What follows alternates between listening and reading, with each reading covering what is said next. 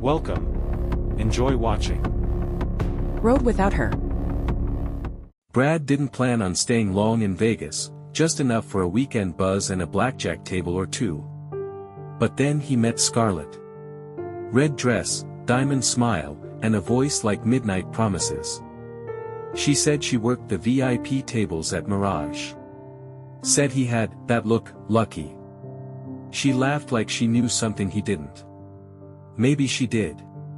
By midnight, they were sipping champagne in a suite that didn't have his name on it. He didn't care. The city was spinning too fast, and Scarlet kept him dizzy. By morning, she was gone. So was every dollar from his account. Brad sat on the edge of the bed, phone in hand, scrolling through unfamiliar charges and one message: "Sorry, baby. House always wins." Security was at the door within minutes. Fraud alert. Casino footage. He was the fall guy in a con so clean, it gleamed. Scarlet wasn't just a hostess, she was bait. And he bit. They let him go eventually. Not enough to pin it on him, not enough to clear him either. But Brad wasn't done. He'd been played. Now it was his turn. And if Scarlet liked games, she was about to learn what it felt like to lose. Brad didn't chase her, not directly. Vegas was full of ghosts in red dresses. But he started with what he knew, the Mirage. 3 nights of quiet watching and fake drinks.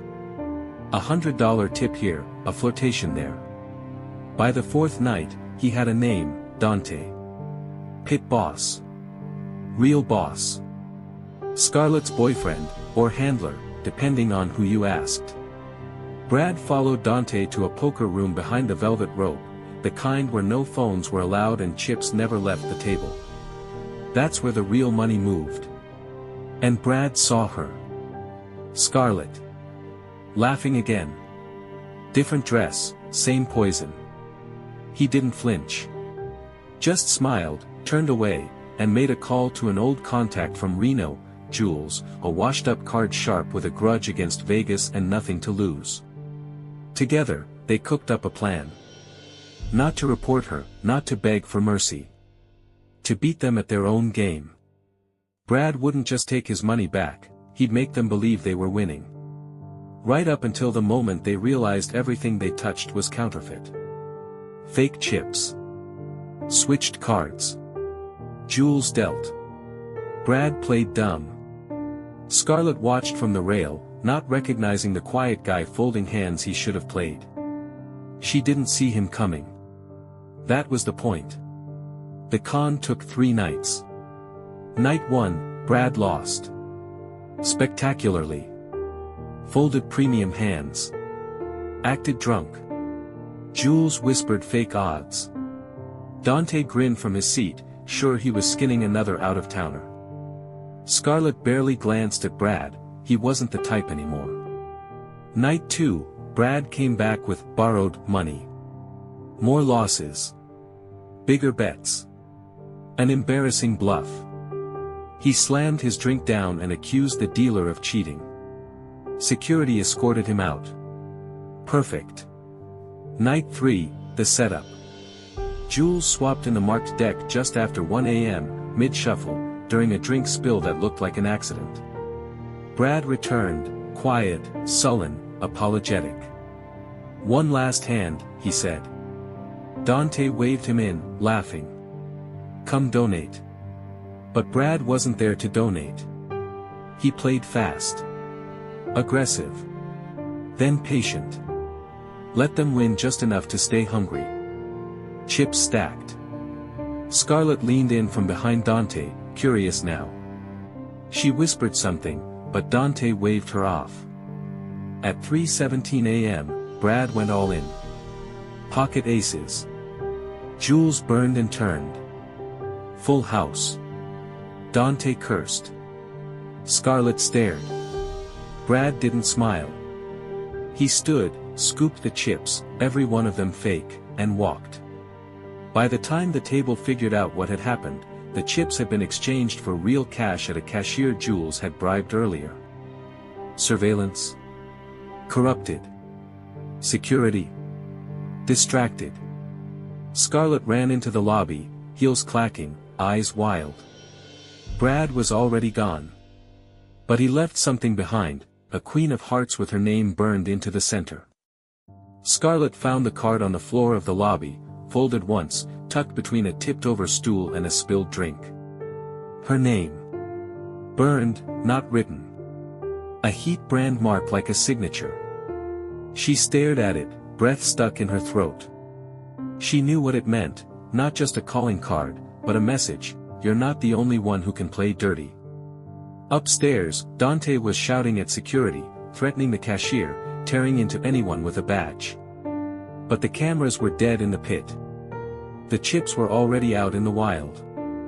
No trail. No face. Just a name whispered by a dealer who wouldn't talk: Brad. Scarlet took the service elevator to the parking deck, hands shaking. He couldn't have gone far. But he had. Brad was already 2 states over, window down, music up, cash in the passenger seat. Enough to replace what she stole, and enough to sting. He didn't smile. Not yet. Vegas had taught him the rules. And the one that mattered most? Don't bet what you can't afford to lose. Behind him, Scarlet stood in the neon dark, holding a piece of her own game. Only now, the rules had changed. And this time, she was the one left watching someone else disappear into the night. Scarlet didn't cry. Not her style. But something cracked in her, quiet, invisible. She stood there under the flickering casino sign, gripping the card until it bent. By morning, whispers were everywhere. Big loss at Dante's table. Inside job. Scarlet's mark gone rogue. She tried to cover it. Smiled like nothing happened. Flirted through the shame. But Vegas has a short memory for winners and a long one for losers. Dante didn't speak to her for 2 days. When he finally did, it was through clenched teeth: he played you. She didn't answer. Because yeah, he did. And worse, he didn't come back for revenge or drama. He came for balance. Brad didn't just want his money. He wanted her to feel the silence. The humiliation. The moment she realized she was the trick, not the trickster. And she did. Every second of it. Meanwhile, Brad was in New Mexico, buying cheap gas and even cheaper coffee, smiling for the first time. He wasn't rich. Not really. But he had what mattered: his name clean, his pride intact, and the quiet satisfaction of a game well played. He deleted her number. Blocked every contact tied to Vegas. He didn't need to look back. Scarlet, though. She looked for him. Every face at the poker table. Every new mark who laughed too easily. She kept searching, not to win him back, but to find the edge he took with him. And maybe, steal it back. 3 weeks later, Brad's name surfaced in a private forum, encrypted, invite only, the kind where cons trade stories like war medals. Someone called him a myth. Someone else called him reckless. Scarlet. She said nothing. Just watched. Waited. She'd taken a hit, sure. But she wasn't out. And Dante? He was paranoid now, pulling tighter on the operations, testing everyone twice. But Scarlet saw his fear, not of Brad, but of her. She'd been the bait. She wouldn't be again. One night, alone in her apartment, she laid out everything Brad left behind: the card, a still from surveillance, even a napkin from the sweet bar. A constellation of loss. Or maybe a map. She didn't want him back. She wanted to win. So she did what Brad had done, started watching. Listening. Not for him, but for another angle. A bigger table. A deeper pocket. Because if Brad could flip the script once, so could she. She found her chance in LA. A tech bro with a weakness for illusion and a $400,000 crypto wallet. She smiled at him the way she'd once smiled at Brad. Perfect. Easy. But when she touched the wallet, her hand paused. Brad had taken more than money. He'd taken the thrill. She let the mark go. Just walked away. No explanation. And as she stepped into the California night, she laughed, quiet, real, maybe the first time in years. She wasn't chasing Brad. She was becoming him. Brad heard about her move before the forums did. Jules texted him a grainy photo, Scarlet at a downtown LA club, dress black this time, smile sharper. No con, just presence. Watching. Learning. She's leveling up, the caption read. Brad didn't reply. He was sitting in a coffee shop in Santa Fe, flipping a coin between his fingers, waiting for a wire to clear from a poker room in Atlantic City. Not stolen money, won. Clean. But even now, he couldn't stop glancing over his shoulder. Not from fear. From curiosity. He wondered what Scarlet had learned. If she hated him. If she understood yet, that the real win wasn't in stealing the money. It was in walking away from the need to. He tossed the coin high. Caught it. Heads. Outside, the sun dipped behind desert rock. Brad stood, grabbed his bag, and walked. No note. No message. Just movement. Somewhere across the country, Scarlet stared at a hotel ceiling, alone for once, not because she had to be, but because she chose it. She was planning something. Not revenge. Not exactly. But something he'd feel if he ever came close enough. And maybe, years from now, they'd end up at the same table again. Cards between them. A smile. A story no one else would understand. Until then, they'd keep walking. Opposite directions. Both free. Both haunted. Both exactly who they needed to become. Vegas didn't remember them. People came and vanished like vapor here. Brad was a rumor. Scarlet, a faded whisper behind casino curtains. Dante had gone silent, last seen running games offshore, burned too badly to stay in the city that once crowned him king. But something lingered. At the Mirage, a new dealer dropped a Queen of Hearts onto the floor one night, burned at the edges. No one claimed it. The pit boss tossed it.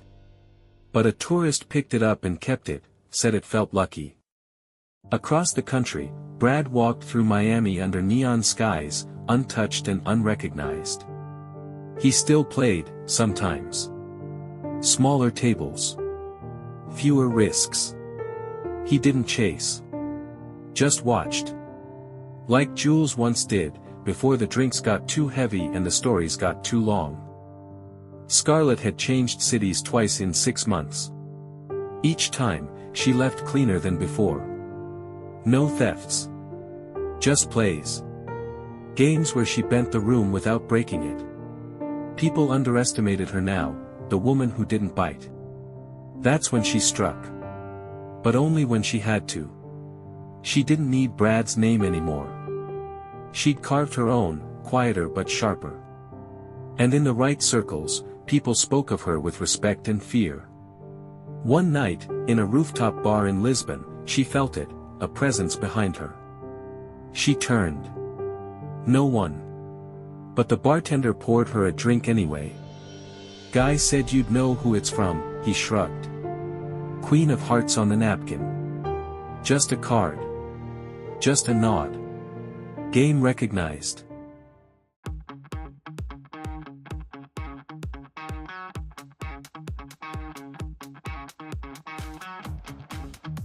Rode without her.